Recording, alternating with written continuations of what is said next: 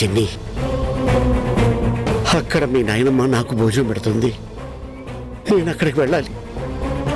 వెళ్ళి మళ్ళీ వస్తానమ్మా, సరేనా?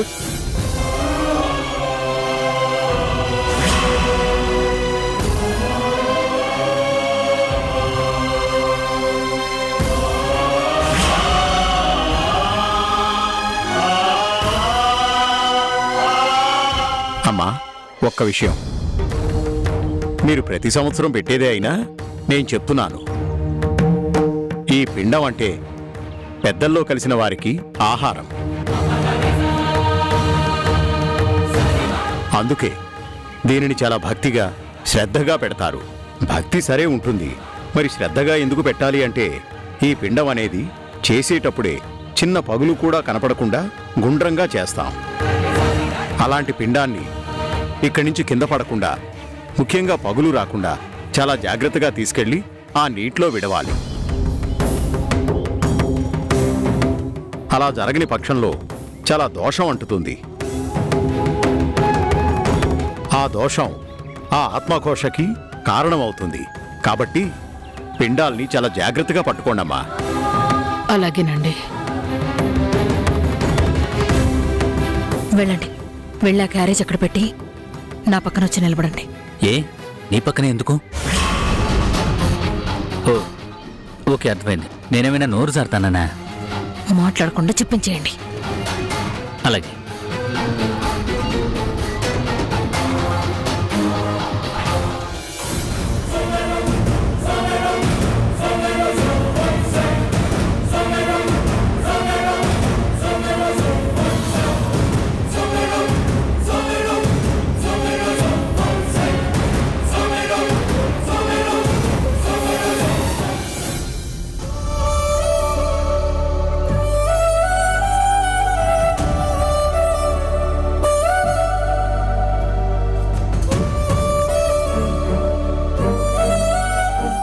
అమ్మా, నువ్వు ఇక్కడ నాకు అన్నం పెట్టకపోయినా పర్వాలేదమ్మా. నాకు కడుపు నిండిపోయింది. అవునమ్మా, ఇది నిజం. ఈరోజు చిన్ని పుట్టినరోజు కదా, నేను చిన్ని చేత కేక్ కట్ చేయించాను. నా కోసం వండిన వంటలన్నీ చిన్నికి తినిపించాను. చిన్ని తిన్నదమ్మా. నా కళ్ళ ముందు నా బిడ్డ తింటుంటే నా కడుపు నిండిపోయింది. ఏంటోనమ్మా, ఈరోజు చిన్నిని చూస్తుంటే నాకు తండ్రిగా గర్వం ఓ పక్క, గుండెలు పిండేసే బాధ ఓ పక్క. నా బిడ్డ చుట్టూ మీరందరూ లేరని ఒక బాధ. చిన్నతనం నుంచి ఎవరూ లేకపోయినా నా బిడ్డ ఎంతో మంచితనాన్ని, సమర్థతని నేర్చుకుందని ఓ గర్వం.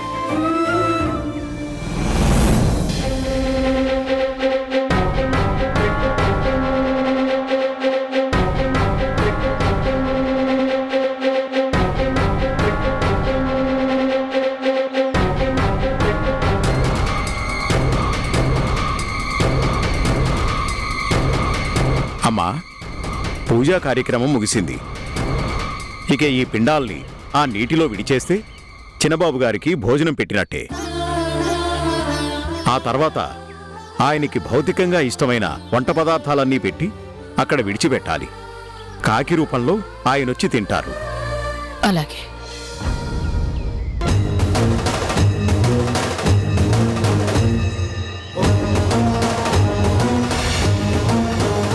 జాగ్రత్తమ్మా, కింద పడకూడదు.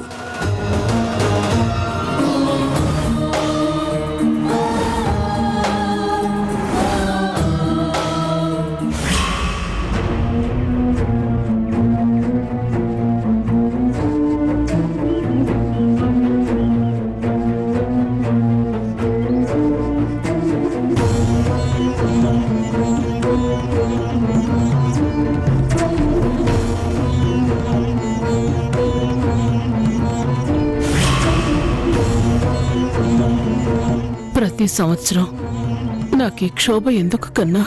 నువ్వు పైనే ఉన్నావుగా. ఆ యమధర్మరాజుతో చెప్పి నన్ను పైకి తీసుకెళ్ళిపోమనొచ్చుగా.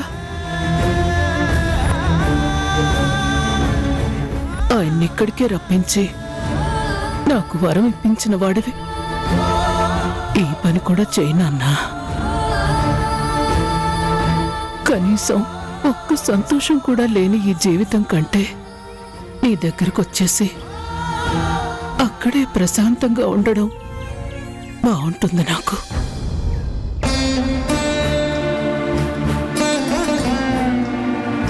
అమ్మా, నువ్వు అలా అనకమ్మా.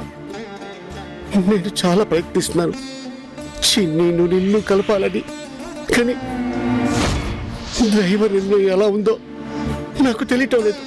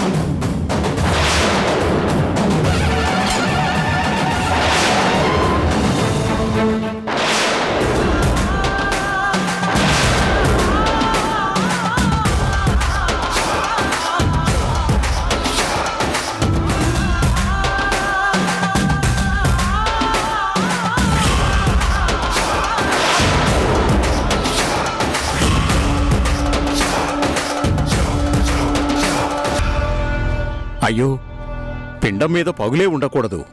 అలాంటిది ఏకంగా రెండుగా విడిపోయింది. ఇది చాలా అరిష్టమమ్మా.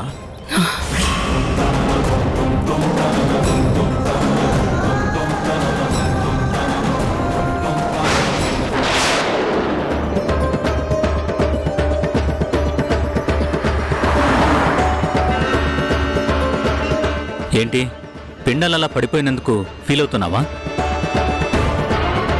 పాపం అక్కలా బాధపడుతున్నందుకు మనకి బాధే. అయినా ఎప్పుడు జరగంది ఇప్పుడే ఎందుకు ఇలా అరిష్టం జరిగిందంటావు? నాన్సెన్స్, ఆపండి. విధవ న్యూసెన్స్. ఏది నాన్సెన్సా న్యూసెన్సా? Shut up.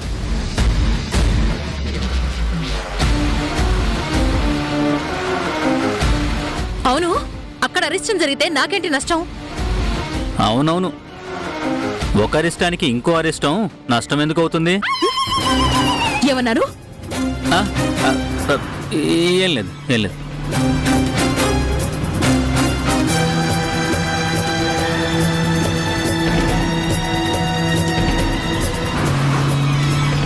క్యారేజ్ క్యారేజ్ వచ్చిన క్యారేజ్.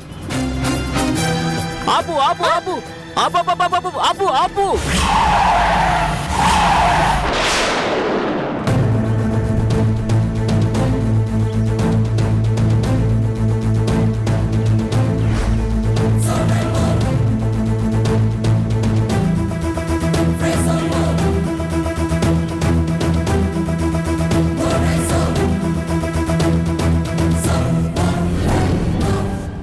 వజ్రా, క్యారేజ్ రోడ్డు మీద ఉందేంటి? ఇది అదే వజ్రా, రమణమ్మ మనకిచ్చిన క్యారేజ్. నువ్వు విసిరేసిన క్యారేజ్ రోడ్డు మధ్యలో ఉందేంటి?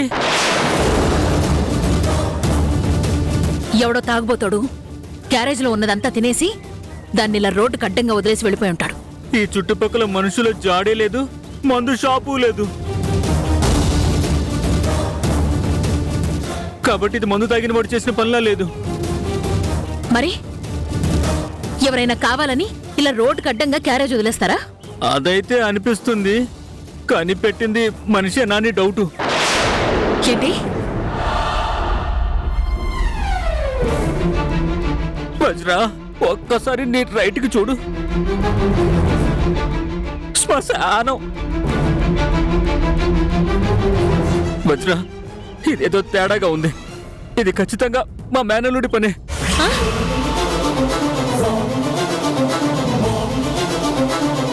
ఇక్కడే పాతారా అతన్ని? మనం క్యారేజ్ విసిరుగానే లేచొచ్చి క్యాచ్ పట్టుకుని తీసుకొచ్చి ఇక్కడ పెట్టుంటాడా? వజ్రా, ఇంతకు ముందు మనకు జరిగినవి మర్చిపోయావా? అప్పుడు ఏదో జరిగిందని ఇప్పుడు ఏం జరిగినా అదే అనుకుని భయపడ్డాం పిచ్చితనం.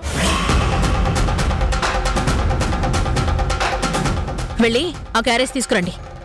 అమ్మో అమ్మో, నా వల్ల కాదు, నేను తీసుకురాను. నువ్వే తెచ్చుకో.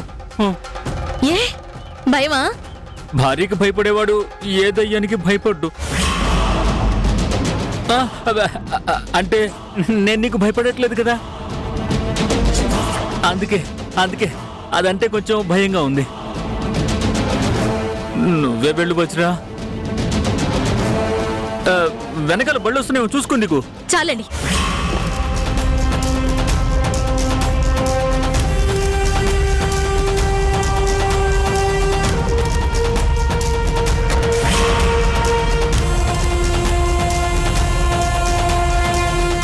జాగ్రత్త.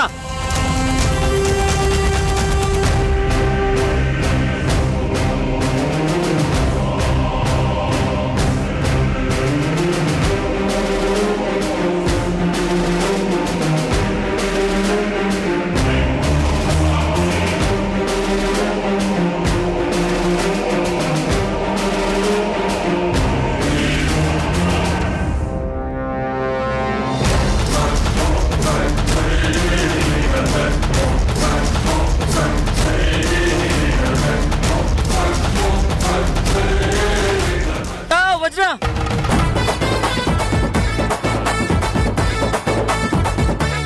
ఏమైంది? ఏం లేదు, జాగ్రత్త జాగ్రత్త. నోరు మూసుకొని కూర్చోండి.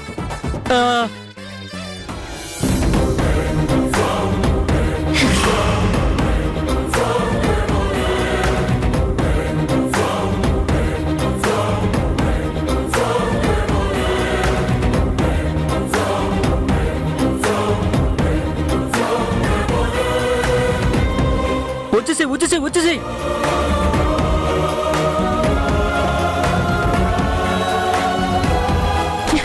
పట్టుకోండి.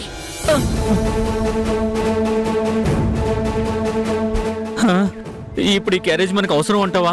దీని గురించి మనం ఇంత భయపడ్డాం అనవసరం. అంటే మనం ఇప్పుడు తిన్నగా మన ఇంటికి వెళ్తాంగా. ఆ, అక్కడ మీ అక్క చాలా బాధలో ఉంటుంది కదా, మనం ఓదార్చాలి కదా. సో ఇంటికే వెళ్ళాలి. వెళ్ళాలని మనం అనుకుంటాం, కానీ అది మన చేతుల్లో ఉందా? ఎవరి చేతుల్లో ఉందో? ఏమన్నారు? ఏం లేదు, పద పద.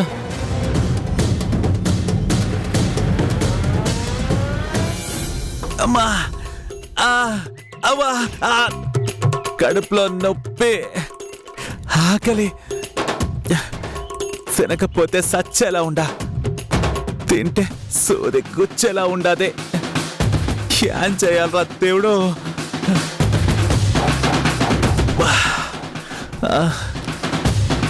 మా ఇప్పుడు సూదితో సిన్ని వాళ్ళ నాయన యాదానికి రావాలా? బిడ్డ పుట్టినరోజున వచ్చేసినాడా? బిడ్డ గుర్తొచ్చినప్పుడల్లా ఇట్ట వస్తా ఉంటాడా? బా నాయనో,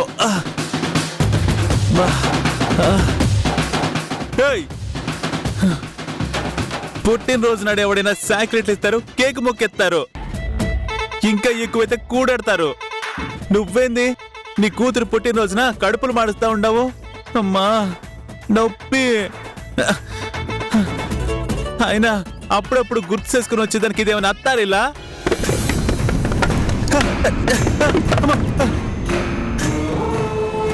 అమ్మో కీడే ఉండేట్టున్నాడు. ఉహుం. ఈ దినం ఇంకా మనం సిన్నిని ఏమనకూడదు. సిన్ని ఏం చేస్తా ఉండదు.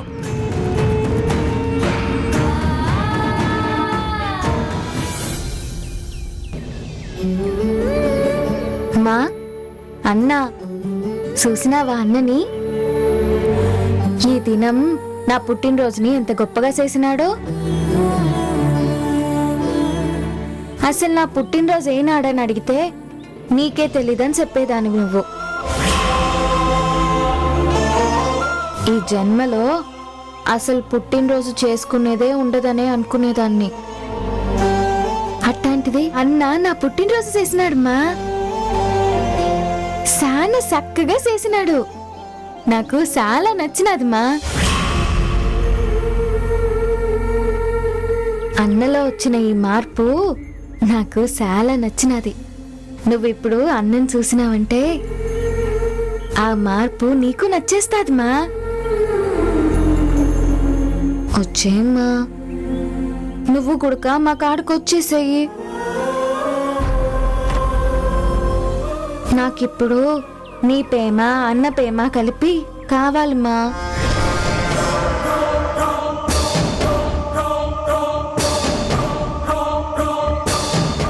మనం ముగ్గురం కలిసి బతకాల. వచ్చేమ్మా.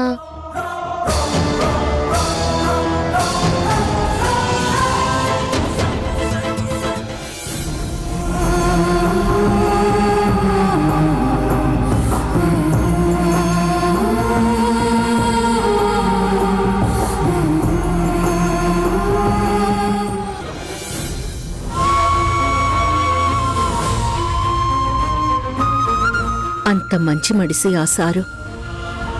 ఆ మడిసిని కన్నా అమ్మ శారదమ్మగారు. మరి ఈళ్ళకి ఇట్ట జరగడమేంది? అసలు ఆయనకి పెట్టిన పిండం కింద పడ్డం, పగిలిపోవడం ఇదంతా చూస్తా ఉంటే ఏదో అరిట్టంలాగే ఉండాది. అరిష్టమే రమణమ్మ గారు. ఆయన కోసరం సంవత్సరానికి ఓ తూరి చేసే కార్యక్రమం. దీంట్లో గుట్క ఎంత అరిట్టం జరిపించాలా ఆ దేవుడు?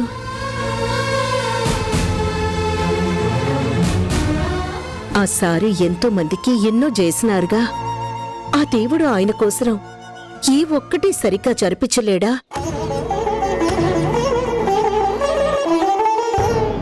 పాపం ఆయన ఆత్మ శాంతిస్తాదని శారదాంబగారు ఇంత పెద్ద ఎత్తున ఈ కార్యక్రమం చేయిస్తా ఉండారు. ఇట్టాటివి జరిగితే ఆయనకిక శాంతి ఉంటాదే.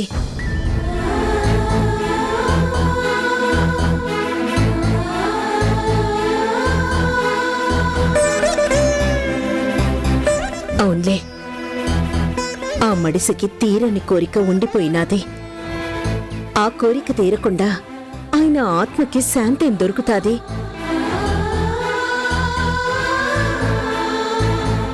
ఆత్మ శాంతించకపోతే దేవుడిట్టాంటి జరిపించక ఇంకేం చేస్తాడు? అవును రమణమ్మ గారు, మీరన్నది కరెక్టే. ఆయనకి పుట్టిన వారసత్వం ఈ ఇంటికి ఇంకా చేరలేదు. అందుకే శారదాంబ గారి మనసు కష్టంలో ఉండిపోయింది. తల్లి కష్టాన్ని చూస్తున్న ఆయన ఆత్మ కూడా తన కూతురు తన ఇంటికి రావడం కోసం ఎదురు చూస్తూ ఉంటుంది.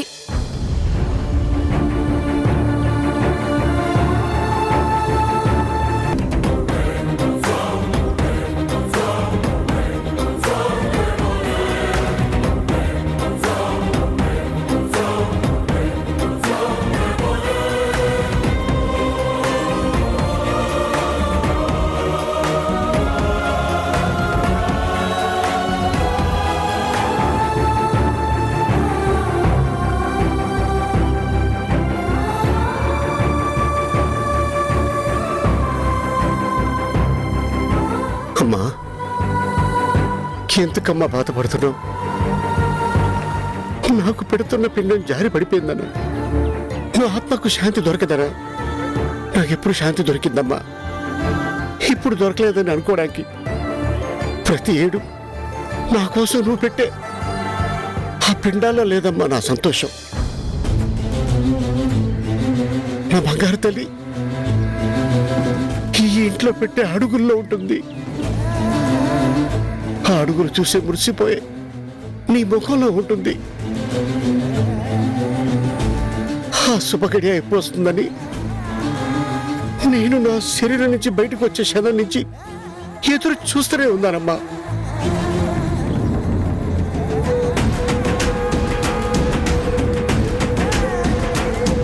మన ఇంటి చుట్టూ రౌడమ్మ ఇంటి చుట్టూ తిరుగుతూనే ఉన్నాను.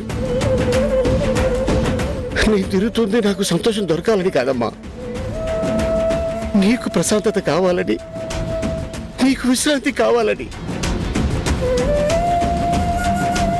ఇప్పటికీ నువ్వు చాలా ఎక్కువ కష్టపడ్డావమ్మా. నిన్ను ప్రశాంతంగా ఉంచాల్సిన బాధ్యత కొడుక్క నా మీద ఉంది. నేను ఈ భూమి మీద శరీరంతో ఉండుంటే అప్పటి నుంచి నువ్వు సంతోషంగా ఉండేదానివి. కానీ ఏం చేస్తావు, తాను ఒకటి తెలిస్తే దైవం ఒకటి తెలుస్తాడండి. మన విషయంలోనే చాలా స్పష్టంగా తెలిసిపోయింది. అయినా నేను చాలా ప్రయత్నిస్తున్నాను.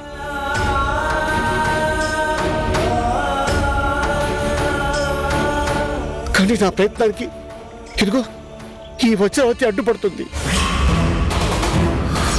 ఈ రాక్షసే లేకపోయి ఉంటే ఖచ్చితంగా ఈ పాటికి మన వంశాంకరం ఈ ఇంటికి వచ్చేసేదమ్మా, వచ్చేసేది.